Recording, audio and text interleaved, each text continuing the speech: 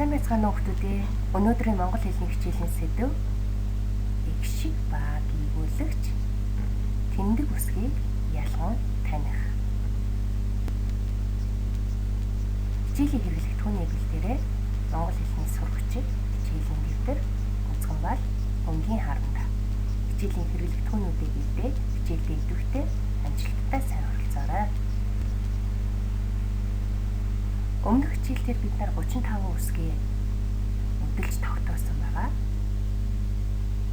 Дарааллын дагуу тогтоохдоо эгшиг үсгнүүдээ ялгаж будсан байна. Багш нь гэрийн даалгаварт гүйгүүлэгч үсгээ дугуйлах даалгавар өгсөн байгаа. Тэгэхээр эгшиг үсэг маань хэд байгаа илээ хүүхдүүдээ тоолоорой. Зүйд 13 эгшиг үсэг байна. Эгшиг үсгийг дотор нь хэд ангилдаг байх нь багш нь өнгөөр ялгаж өгсөн байна. Зүйтэй 2 ангилдаг байна. Үндсэн 7 эгшиг. Нэрлэе. А, И, А, О, У. Туслах 6 эгшиг буюу Я, Е, Я, Ю, хагасыг ир үгүй. Тэгвэл 7 дээр 6-г нэмэхээр хэд илээ хүүхдүүдээ? 13. Цагаан толгой үсэг нь эгшиг үсэг 13 байдаг. Сур хүчгийн хуудас 131-ийг гаргаарай. Дэвтэртээ дарааллын дагуу цэвэр сайхан бичээрэй. Бичих явцдаа гүйгүүлэгч үсгээ тоолоорой.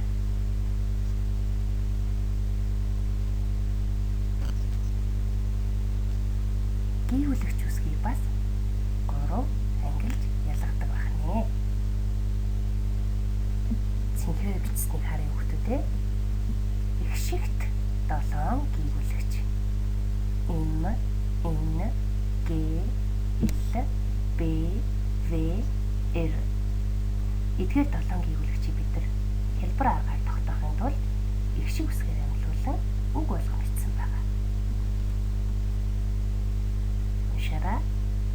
Монгол баабар. Энэ үгэнд орж байгаа эдгээр үсгнүүд нь өмнөө буюу хойноо ямагт эгшигтэй бичигддэг учраас эгшигт гүйгүүлэгч гэж нэрлэжээ. Ногооноор бичсэнийг уншия. Заримдаг хэдэн гүйгүүлэгч байна хүүхдүүдээ? Зүйтэй 9 гүйгүүлэгч. Хамтдаа уншия.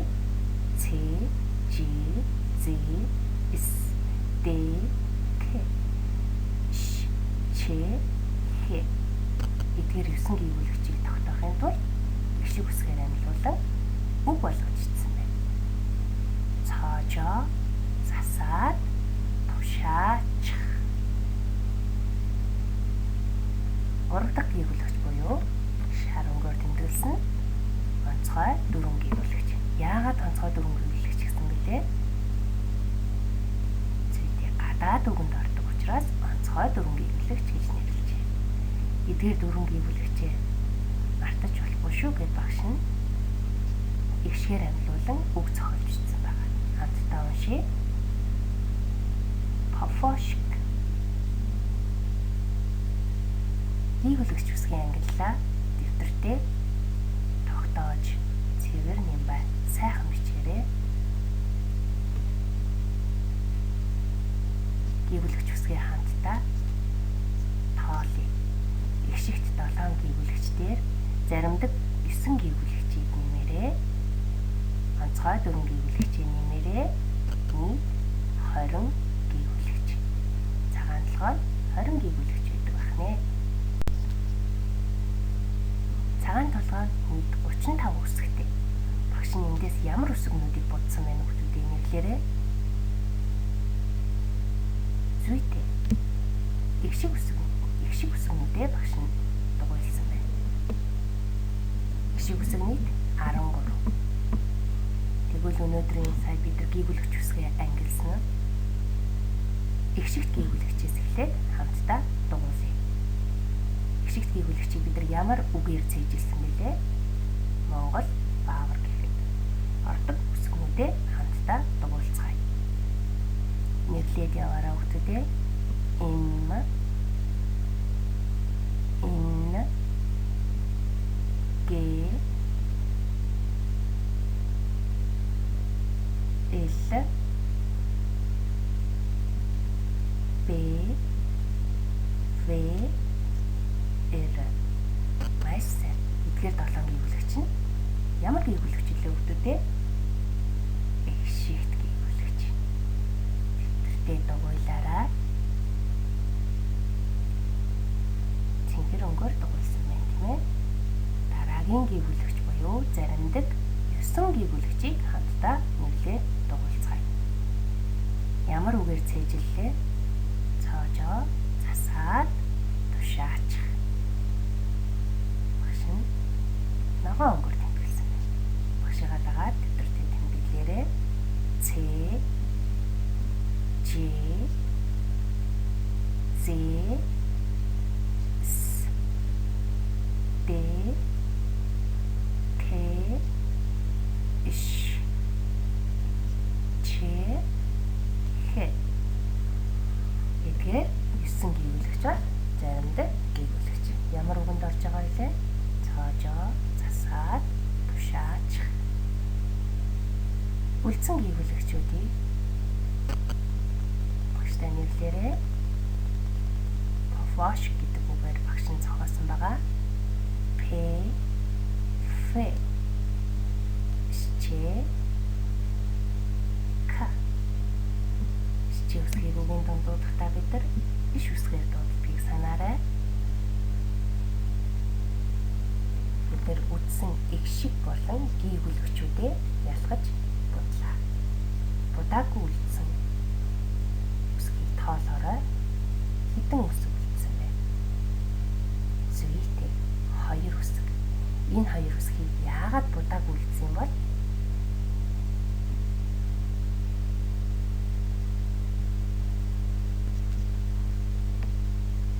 Бидний будаагүй үлдсэн үсэг буюу хатуугийн тэмдэг, зөөлний тэмдэг хоёр нь тэмдэг үсэг байна.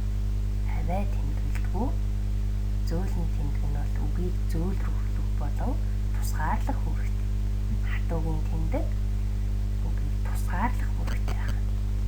Үүргүүдийг сайн цээжилж аваарай.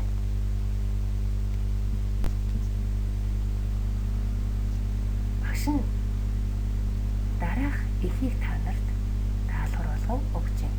Дараах эхийг хуурлан бичгтээ экшигт гүйвэлэгчийг шар, заримдаг гүйвэлэгчийг цэнхэр, тэмдэг үсгийг улаан өнгөөр будаарай. Өгүүлбэрийг хамтдаа уншицгаая. Түүвэр, өгүүлбэр. Ансаг болон аман зохиолын түгээмэл төрөл юм. Хүмүүсийн эрүүл явах шалтгаан болсон биеийн тамирыг судлая. Гараа тогтмол угааж, маска байнга зүүгээрэй. Хамтын хүчээр халдвараас сэргийлье. Сайн байна. Дэвтэртээ цэвэр нямбай сайхан бичээрэй. Бас биеийн тамираар хичээллээрэй гэж багш нь уриалж байна. Гараа тогтмол угааж, маска байнга зүгээрэй. Асуултанд бүтэн өгүүлбэрээр хариулах. Багш нь асуулт асууя. Асуултыг анхааралтай сонсоод бүтэн өгүүлбэрээр хариулах нь. Нэгдүгээр асуулт: чиний овог хэн бэ? Хариулахдаа миний овог хүний нэрийг, оноос нэрийг яаж бичдэг вүлээ? Дөрмөө санаараа томоор бичдэг. Зүйтэй. Өгүүлбэрийн төгсгөл зэрэг. Миний овог тэр гээд овгоо бичээд цэг тавих нь өгдөг. Хоёр дахь асуулт: чиний нэр хэн бэ? Миний нэр гээд өөрийнхөө нэрийг бичнэ. нэрийг томоор өчнө. Хүний нэрийг томоор өчтөг. 3 дахь асуулт. Чи хэдэн настай вэ? Би 6 настай. Өгүүлбэр хэлж байгаа учраас томоор өгүүлбэрийн төгсгөл цэг тавилаа. Төвтэй цэвэр нэм бай сайхан бичиж аваарай. Гэрийн даалгавар. Нэгдэн цагаан толгой үсгийн ангиллыг тэмдэртээ бичиж цээжлээрэй. Хоёрт нь өөрийгөө 4-5 өгүүлбэрээр танилцуулж хичээнэ. Бүгдээр өөрийнхөө аваг нэр, өмнөх хичээлээр үзсэн сурдаг сургууль, ангиа бичиж болно. Өөрийнхөө дуртай зүйлийг бичиж болно. 4-5 өгүүлбэрт өөрийгөө танилцуулж хичээнэ.